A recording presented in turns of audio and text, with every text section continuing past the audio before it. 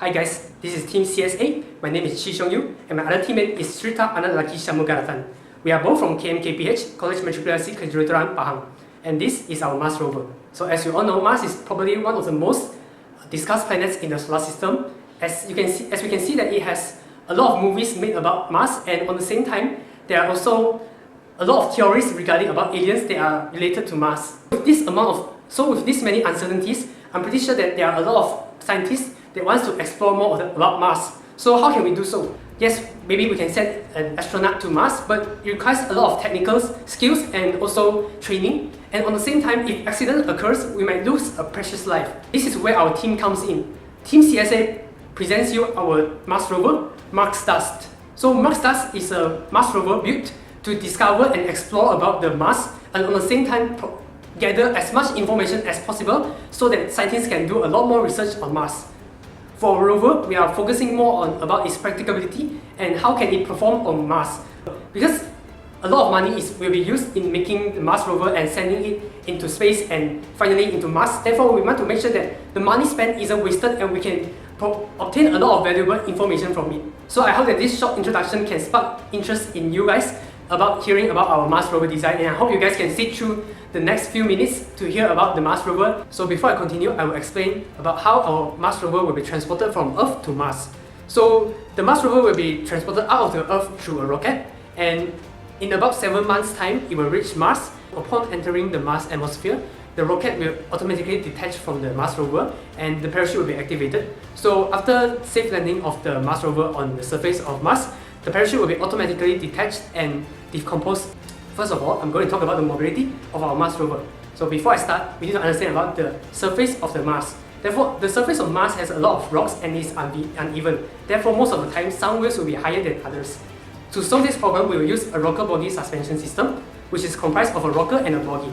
And it is arranged so that at all the times, all the 6 wheels are in contact with the ground, therefore providing a large space area and also providing a high stability for the Mars rover.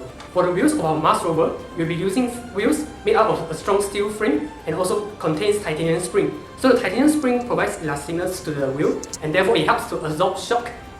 And on the same time, it's better than using air, which we often use in common vehicles nowadays, because if the tires are deflated, the Mars rover will be unable to continue moving.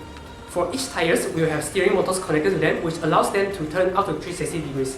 So this allows more movement for the Mars rover, and instead of just only moving backwards and front, it can move at different angles directly.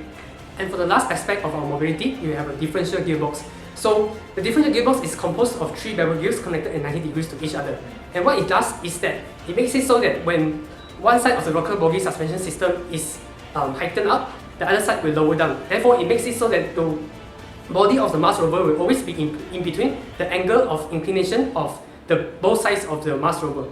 This makes it so that the weight of the Mars rover will be distributed equally on both sides of the Mars rover and prevents the Mars rover from being trapped between rocks. Next up is a collection of specimens. So the specimens are used by scientists to research about and know more about the Mars. Therefore, for the collection of Mars specimen, we will have robotic arms that will stick out of the body to grab the specimens and insert into the body for storage.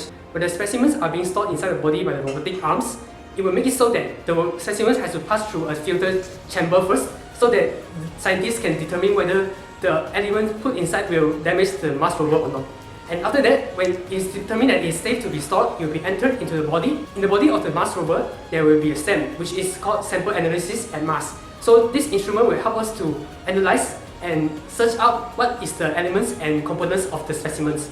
This allows scientists at Earth to receive the information and start to research about it. Now I'm going to talk about the main body.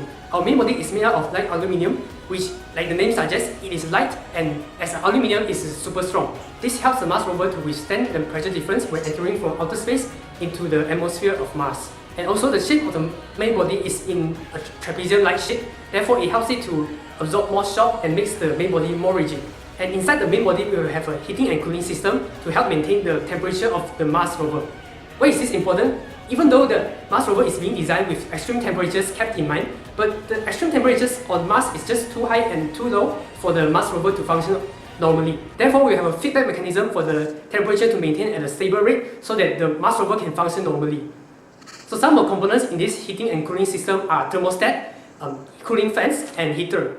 And at the same time, the body frame of the Mars Rover is painted with a thin layer of real gold. Therefore, this allows the heat to be trapped inside and prevent heat loss. For the shape of the body, we do not need to consider about aerodynamics because the air resistance on Mars is significantly lower than the air resistance on Earth. Next, I'm going to talk about how the Mars Rover communicates with Earth. So basically, the main two components used is a low gain antenna and a high gain antenna.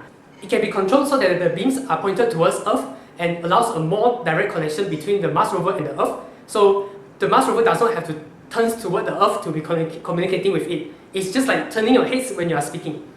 For the low gain antenna, its main function is to receive signals from all directions. So this is important when we are pairing it with the high gain antenna because even though the high gain antenna is faster, more accurate, but it's also at the same time more specific. Therefore, and sometimes at some angles, it might not receive signals sent from Earth.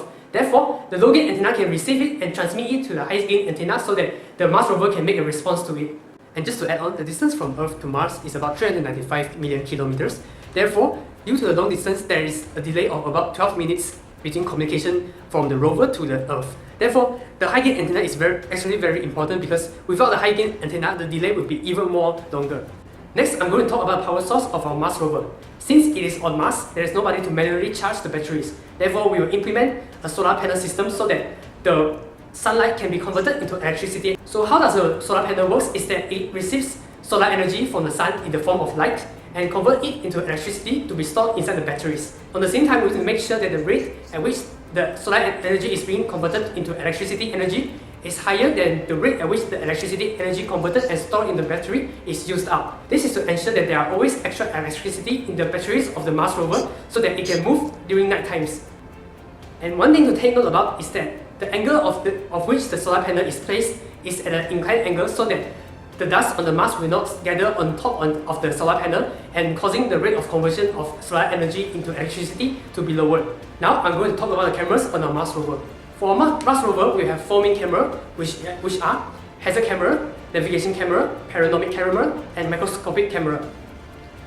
For the hazard camera, it is used by the Mars Rover to detect potential dangers for the terrains ahead. For navigation camera, it is also used by the Mars Rover to detect whether which path should it take. This pairs well with the hazard camera as they both work together to determine the safest path, and therefore the scientists on the Earth does not have to control the Mars Rover 24/7. Next up is the panoramic camera, and unlike the previous two cameras, which are in black and white and only for the Mars Rover to be used, the panoramic camera is used to take color image of the Mars so that it can be sent back to Earth for scientists to look at. For the last camera, it will be microscopic camera. So the microscopic camera is located on the robotic arms and is used to take extremely close-up pictures of specimens. Therefore, this allows the scientists to look at the specimens more clearly. For the camera mount, we will use a pan and tilt system, which means that the camera mount can move 360 degrees either upwards and downwards or leftwards and rightwards. Therefore, this allows the rover to look at all angles without needing to turn the body of the rover. At the same time, the Mars Rover will also have headlights so that it can light up the path during night time and allows the camera to continue to record. For sensors and detectors, first of all, we have an ultrasonic sensor which estimates the distance between an object and the Mars Rover itself. Therefore, this can pair with the hazard camera so that the distance of the potential threat can be determined. We will also have RAMS, which is known as Rover's Environmental Monitoring Station. So what RAM does is that it records data about the environment of Mars. So a few examples of data collected by RAMs are humidity, temperature, and also pressure. We will also have RAD, which is known as Radiation Assessment Detector, and it will detect the amount of radiation on the surface of Mars. Therefore, this is important because it allows scientists to determine whether the Mars is suitable for humans to live on it. We will also have ChemMin, which is known as Chemistry and Mineralogy Instrument. So what ChemMin does is that it provides a detailed chemical analysis of the rock samples obtained on the Mars surface. Alright, so that's all for our presentation, and Team CSA would like to thank you guys all so much for staying throughout the video and hope you guys will like our video. Thank you.